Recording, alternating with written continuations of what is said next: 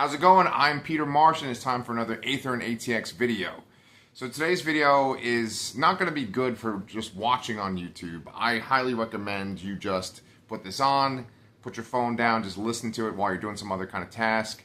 Listen to it while you're driving in the car or going for a walk. It's definitely something that's just for you to listen to because I'm going to be reading this off of a screen. So it's not going to be visually compelling. But I'm hoping that what I wrote today that I'm going to read to you is intellectually compelling. I think that when you listen to it, it might make you consider your personal experience and give you a perspective on how to look at things. I think that when you use the context of what I've written to look at your life and your experience, I think that it could empower you and make you feel like you have more control over what's happening to you in your life. So this document I made is called Perception, RPGs, and Controlling Reality. So this is all about what's going on in our 3D tangible world and how our perception affects it and like what we might be able to do to control it, okay? So here we go. Now it's just going to be me looking at a screen reading to you. So put that phone down and listen. Okay. There are cells in our eyes that are not used in the process of sight. They measure the amount of sunlight that we are experiencing, which causes our eyes to adjust to the light. Cells move at an incredibly fast speed, and cells in our bodies move at different speeds than the cells that make up other creatures, like plants and animals. Also, the cells working within a person's brain can move faster than the cells in another person's brain. So I learned this last night, and it kind of blew my mind. I'll just listen. This was a concept I was struggling to wrap my head around. Out of all the creations in existence, our cells move at an incredibly fast speed. It is amazing to consider that something biological could move as quickly as our cells do. I find it amazing that certain things found in nature can move extremely slowly, while other things can move hyper fast. In my research, I discovered there are books written by scientists that talk extensively about the rate in which cells move. I feel like that is the path to travel down when researching thought and consciousness. So on an unconscious level, there are cells in our eyes, and there are cells connected to our other senses that are processing what we are experiencing at an extremely fast speed. There are thousands of pieces of information within our environment at every moment that could be processed, but we're only able to consciously think about 60 things within one moment. 60 something. It's not I don't have the specific number, sorry. Those 60 something things are what make up the reality we are living in at that moment. Then I started thinking about retrocausality, which is a quantum physics theory that there are moments when we experience the result of something before we experience the action that creates the result. Okay? So many people that talk about manifestation use a video game metaphor to describe their speculation. It makes sense.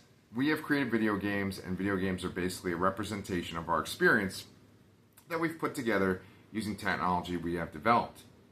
A video game based upon role-playing games is probably the most accurate metaphor for our experience as humans. Character creation in these games has become so advanced.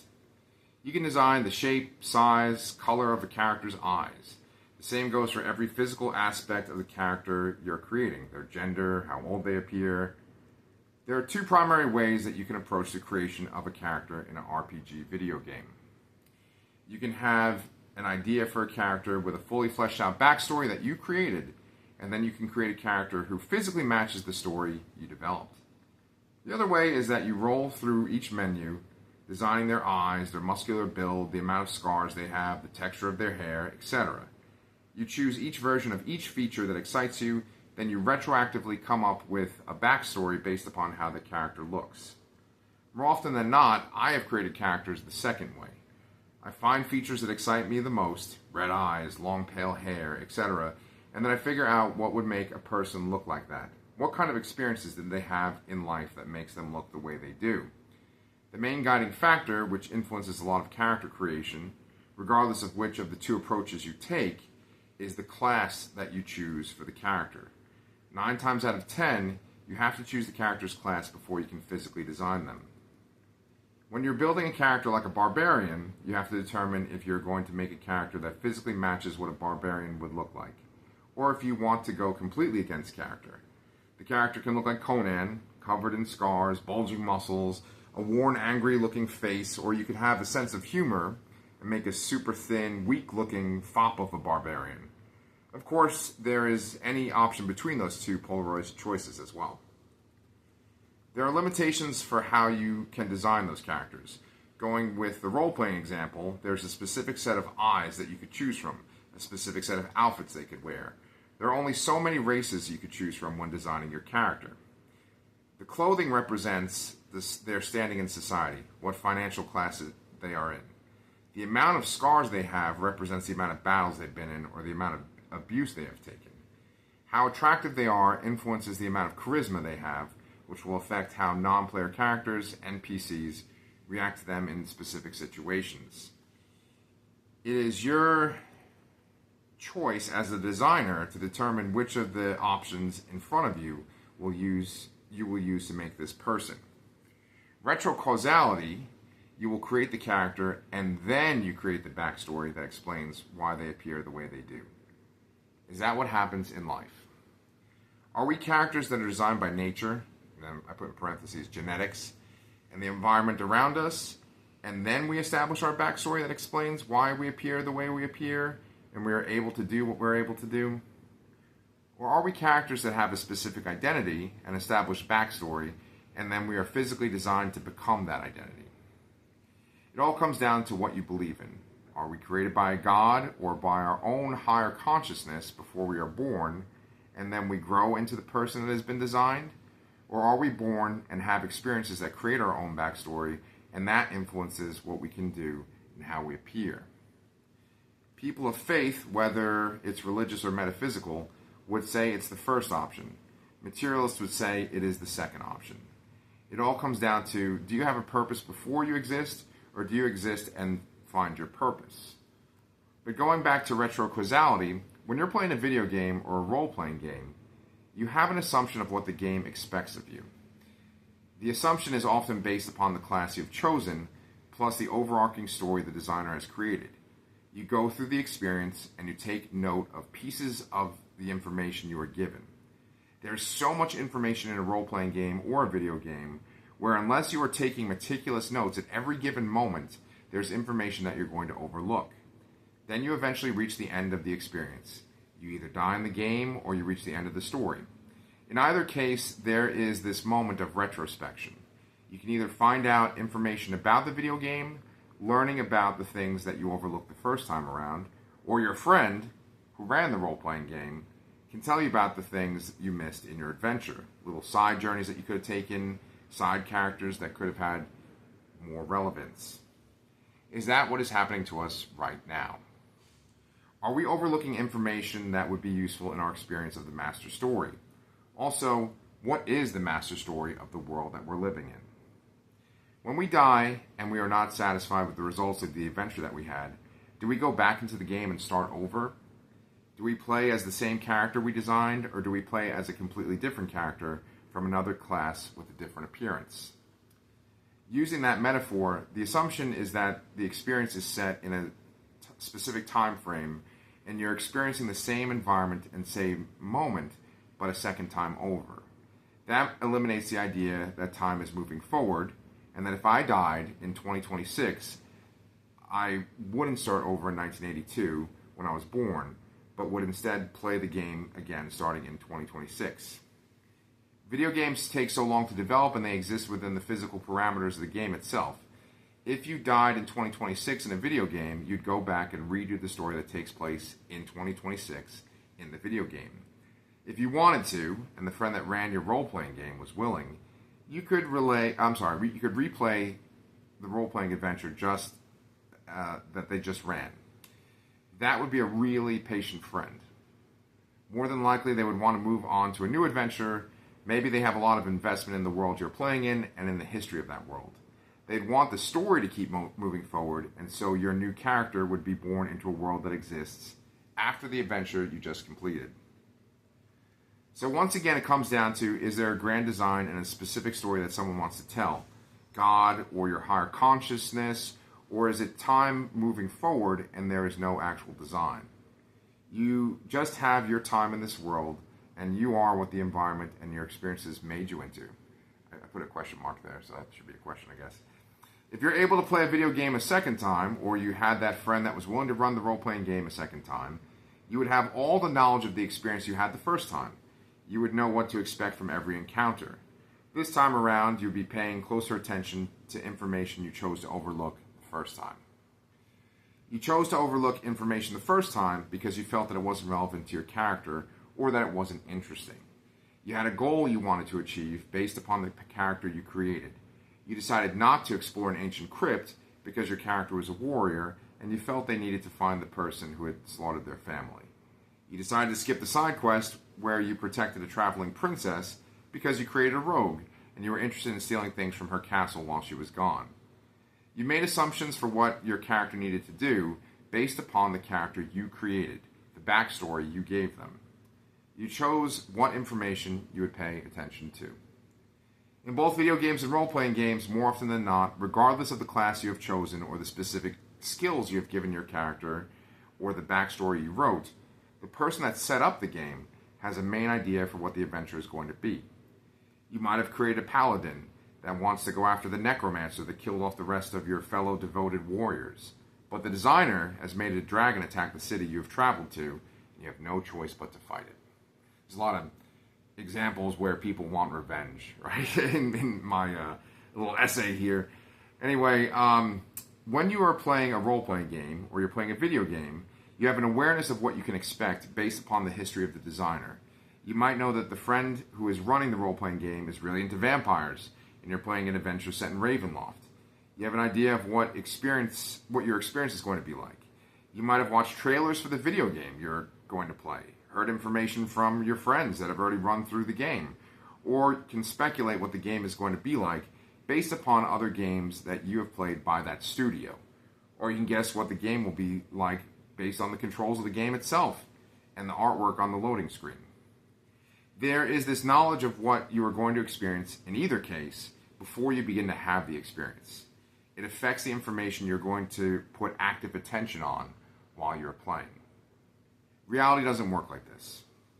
You can only speculate on what the point of the game is, what the adventure is supposed to be, based upon the experiences you automatically have as your consciousness develops, and based upon what people around you tell you. You don't know that you are playing Baldur's Gate 3 or that your friend is running a specific adventure set on Krynn. You don't know how the controls work to access the environment around you because there isn't a tutorial. You don't know which artifacts will have power because you don't know the design. You don't know if the designers have focused on specific gods within the setting they have created. You can only speculate. In life, what has power and what doesn't. What gets you the results you're looking for in the moment and what does not. When you interact with a side character in a role-playing game or in a video game, they can tell you how they believe the world works. But you know, based upon knowledge you have gathered before you started the game, that the character could be either completely delusional and not know what they're talking about, or they could be revealing to you one of the most important pieces of information you will get in your adventure. Real life doesn't work like that.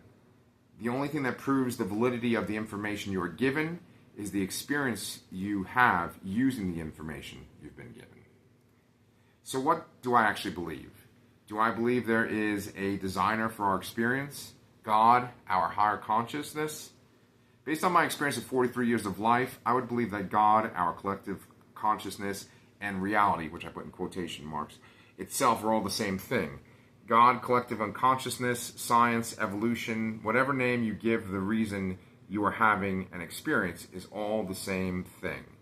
And I don't think we can fully perceive what that thing is. It is possible that a higher form of consciousness determined all of the experiences we would have as it designed us, just as we designed a character for a role-playing game or a video game.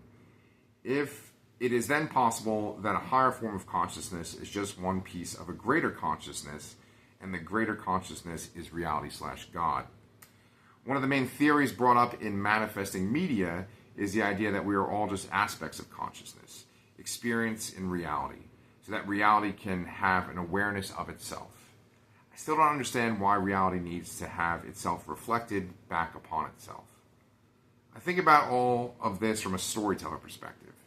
And I think it makes me think of reality slash God slash collective consciousness as a storyteller. When I create a role-playing adventure for my friends, I create the world for them to play in. I create the physical landscape of the world, and then I create specific countries that cover that world. I create different belief systems for the people that exist on that world. And most importantly, I create a history for that world, showing how the environment and people that inhabit that world have made it into the setting that my friends are going to experience. The world needs to exist for the characters to be able to exist in it. Whole worlds, whole universes are made so that 4 of my friends can play a character each in a shared setting. Whether a god or consciousness made this reality or it was yielded through chance and chaos, the world we exist on has its own rules and parameters. It has a history. People have shaped its environment, and the environment has shaped them. It was made for us to have an experience on it. The challenge is that we have to choose what information is important to perceive. We don't have knowledge prior to our experience that shapes how we have the experience. We have to determine what our reality is while we are living inside of it. I'm always frightened of making the wrong choices, always scared of ignoring and not acting upon the information that the experience is giving me. I need to get over that fear. If a character in a video game or character in a role-playing game all of a sudden had an awareness that they were in the video game or the role-playing game, they couldn't rewrite the code on themselves. Or could they? I don't know. If the character you were playing in an RPG became aware that he was a character in a role-playing game, you would start acting differently. You would make decisions that go against your backstory and completely cut through the narrative that the person running the game has set up for you. The person running the game could rise to the challenge and try to make the game more engaging no matter what you threw at them, or they could give up on running the game and it would end. Would you then become God if you took over the game yourself? It all comes down to, do you believe you are the one controlling your reality, or do you believe that there is an external force that is running things?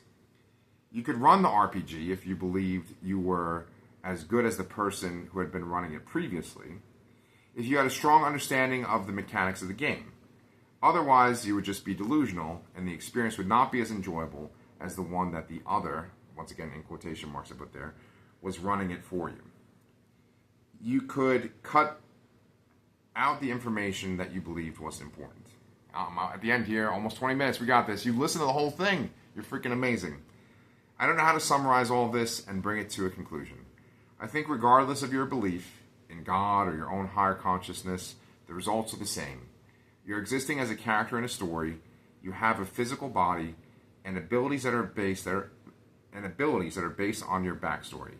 You can determine what specific experiences you're going to have and what information from those experiences you're going to focus on. So I said I didn't know how to summarize it, but I'm going to try right now. It basically comes down to, let's use video games and role-playing games as the metaphor for our existence, and consider that our backstory, our world, is what makes us who we are. And then we decide, basically, what the game is going to be. And that is a very bold thing. I don't think that we are going to be like Neo and start manipulating the Matrix and changing reality.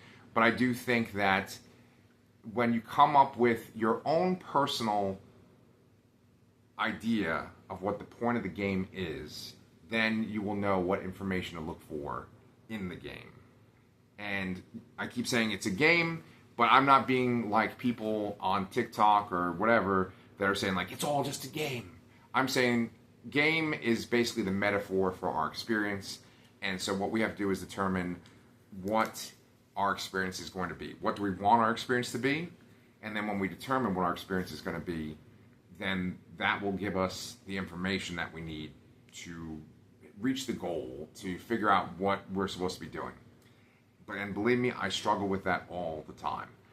That's actually my main thing right now, is like, what is my point? What am I trying to do here? What am I trying to get out of life? If you know the answer for yourself, definitely share with me. I'd love to know. And if you want to have a discussion about this stuff, reach out to me. Leave a comment. You know, I'm just really, really grateful that you watched this video all the way through, even with me reading off the screen. All right, thank you so much. I'll see you guys next time.